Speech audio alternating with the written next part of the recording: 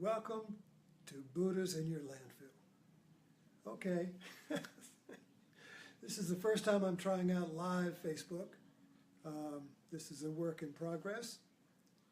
And let's pick up where we left off, because this is I'm going to be doing this every day.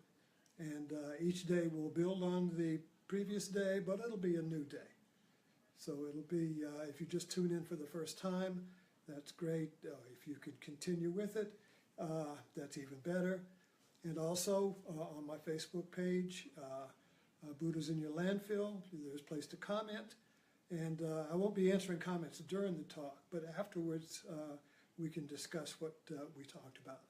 And I can see somebody's already commented. So this is all new to me. Okay, find the Buddhas in your landfill. Every day I'll have to explain it a little bit because it's a living metaphor that we have to open up in our own life. So another way to look at the landfill is that it's one giant puzzle. Usually our life is not a puzzle, but puzzles come, and when they do, we need insight to get out of it. So the puzzle then is another way of looking at the landfill. And when our life begins to break apart, like a storm will break apart your digital signal, and it begins to. That's what our life looks like when we have stress, when we have an unsolvable problem, when we have conflict, when we have doubt and confusion. All of these things basically are when life begins to break apart, and it's not all in place. We all have this experience where you get all your bills paid, you get everything fixed, and you go, aha, everything is in place, and immediately the washing machine breaks down, or immediately something cracks up, and you say, oh no, I can't hold it. I can't hold life in place, you see. Well, that's the puzzle. How do you hold life in place? So we're going to look into that. So when life breaks up, can you put the pieces back together? How do you put the pieces back together? Piece by piece, or by seeing, or by insight that grasps the whole puzzle, and immediately everything comes into place. So this is what we'll be looking at. But today we're going to be talking about the power of intention. And what better way to talk about the power of intention is to look at last night's Super Bowl. This was fantastic. I was ready, at halftime I was ready to turn it off, because I knew from previous Super Bowls that once you're that far behind by the first half, I mean, it's just going to be going through the motions. Everybody knows who won, and you're just waiting it out, and then finally you have a winner. But this was different. Something changed the game, and it was the power of intention. Now, we can say it's other things, but tonight we're going to use the Super Bowl and Tom Bradley as a metaphor for the power of intention, you see. So we want to look at what intention is. And first of all, we all have intention. I mean, we're looking at, intention is kind of like my life intention. What is my intention for this life? And then that breaks down into smaller intentions, like I want a car, or I need to get a new house, or I have the intention of this. So all of these smaller intentions layer on a larger intention, which is my heartfelt intention for my life. And then beyond that, there is the final intention of life itself. So if we could get in alignment with the intention of life, then all of my little intentions would fall into place, you see. But if I'm not in alignment with the larger intention of life, then all of my little intentions are going to be slightly off balance. There's going to be a wobble. I just got my Buick fixed because the front tires had a wobble. So you want to get that fixed when there's a wobble. It could be a big wobble, wow, wow, wow, wow, wow, or it could be a flat, or it could be a little annoying wobble, wobble, wobble. That's a sign that our intentions are not in alignment with the road. And the road is the intention of life itself. So even the Lord's Prayer addresses that. Thy will be done, as on earth as in heaven. Which means let my intention be in alignment with the intention of life. Well, that's the way I look at it. So the intention of life is what Buddha calls Dharma. So what I am and what I share with you is my practice in Buddha Dharma. So I'm not a Buddhist. I don't label myself, and I don't fit into the confines of any religion, yet I'm very comfortable in every religion, you see. So the Dharma of Buddha, well, I'll say Buddha Dharma, because the Buddha Dharma is basically the intention of life, which is always dynamic and manifesting itself in every moment. So you can't go in the past and find out what the intention of life is. You have to discover it now. So whenever we find ourselves enlightened or full of insight or something, that little flashpoint is when we immediately align ourselves with the intention of life.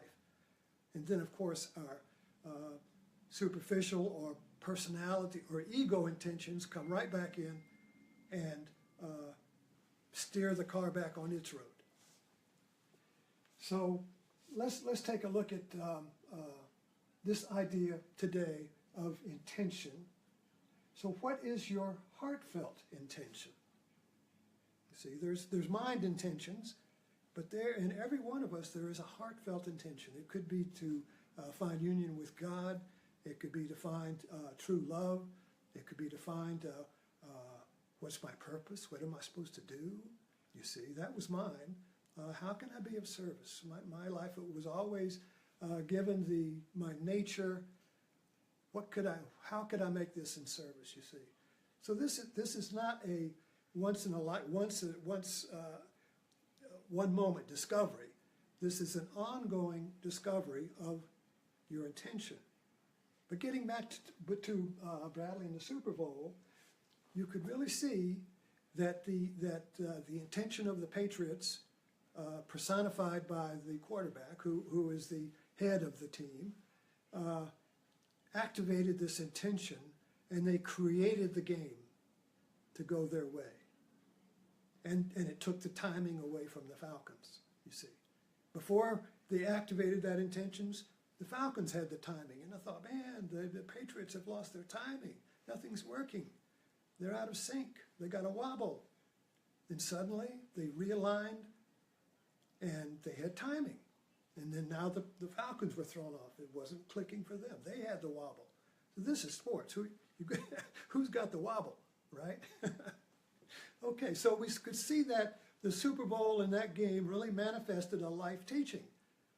That when you activate your heartfelt intention, which for the Patriots was to win the game, when you activate your heartfelt intention, your whole life falls into place.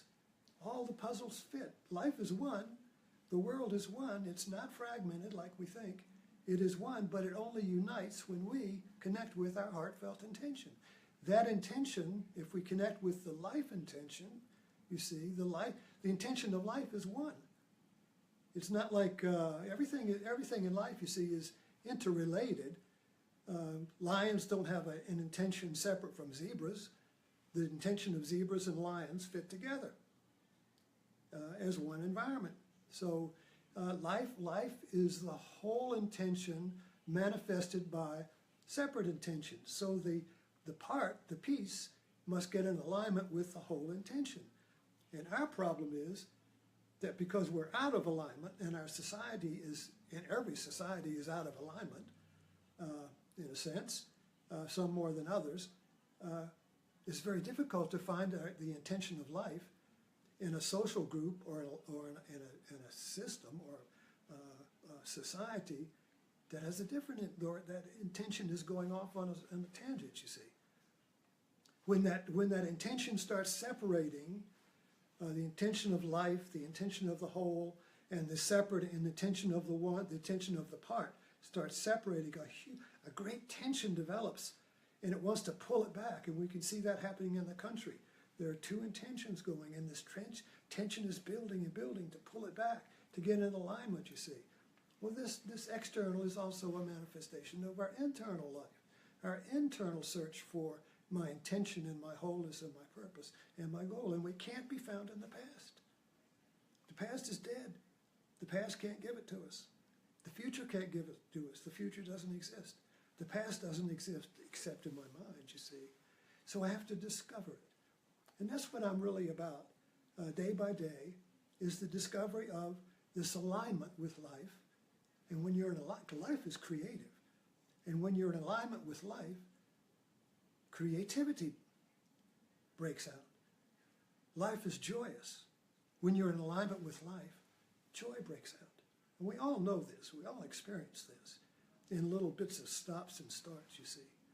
But what we're looking at here is trying to get a bigger understanding so that we have an understanding to fit our little stops and starts and jerks. And why is there tension here? Why am I being pulled this way? What's going on? What's going on, you see? With a wider understanding, these fit into place. And we know that we're okay, even though we don't feel okay. So, looking back here, how can I, if life has an intention, my question is, how can I awaken life? So that I'm in alignment with life, you see. And when you're in alignment, when you get your car fixed, it's okay. There's no wobbles, you see. So how can I get a life without wobbles? And we all know it when we feel it, but we don't know. We know what the wobble is, but we don't know how to get the wobble out unless we learn how to look and how to understand. So how can I awaken my life?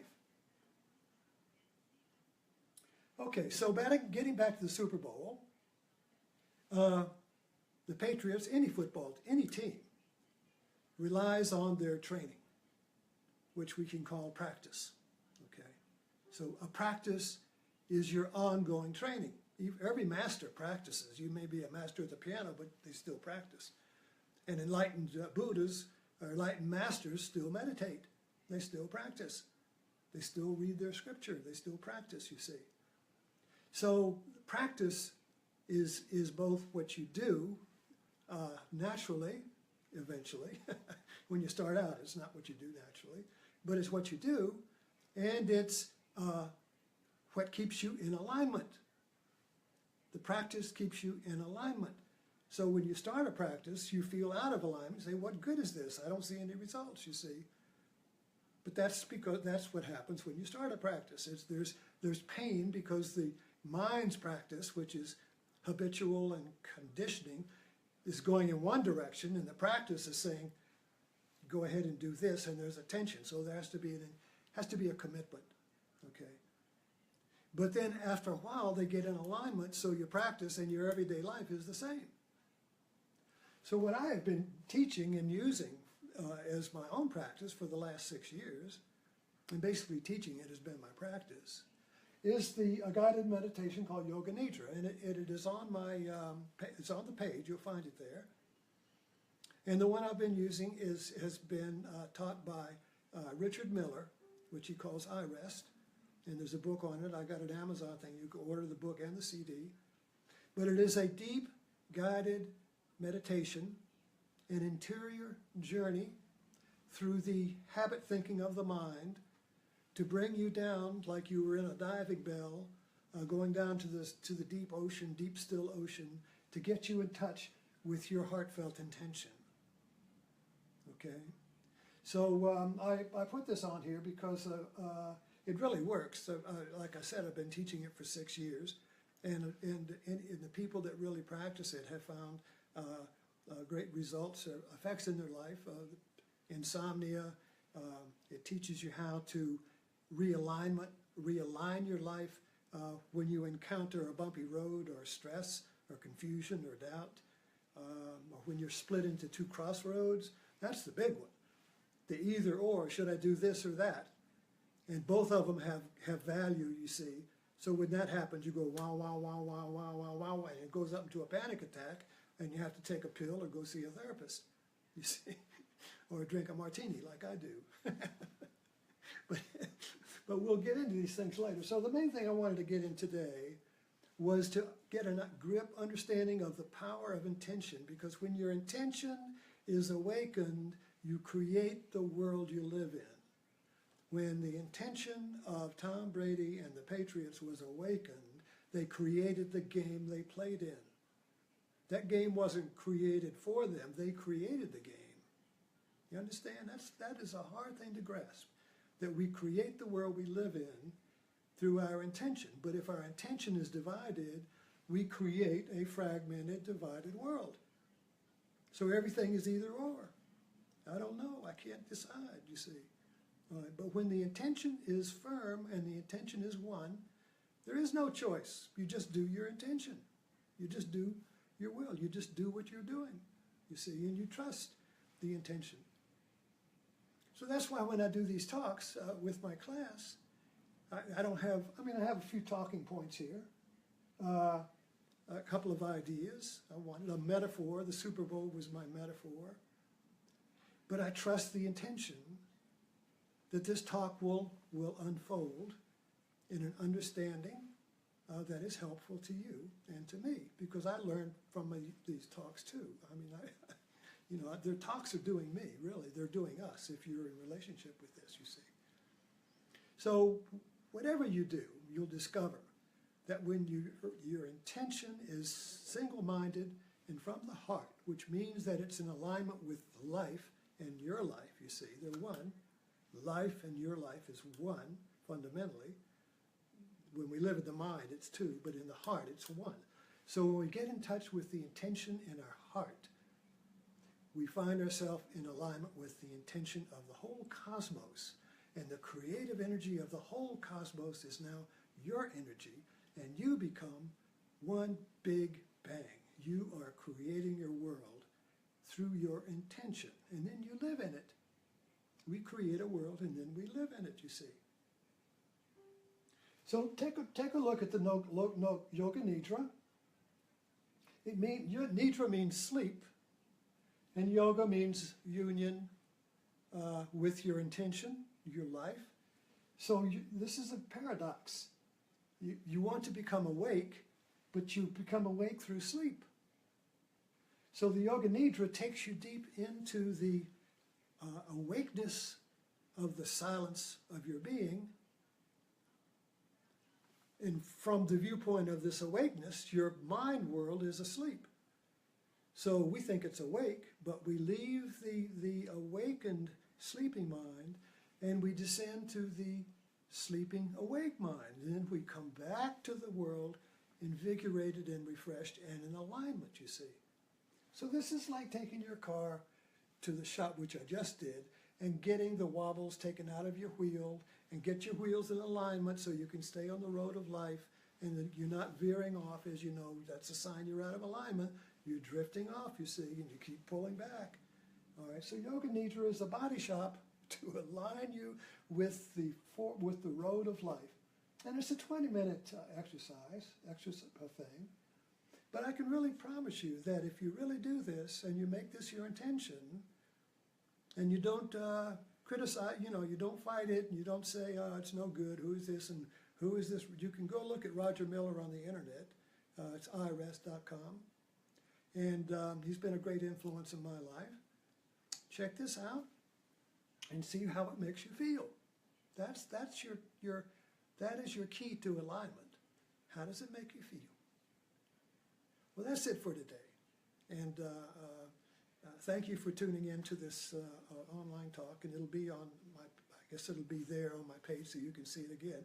And I'm going to figure out how I can get this off the Facebook and get it onto my website, which is tokillaminotaur.com, where I keep my talks and my other writings there. So thank you very much. And let me see if I can turn this off, finish.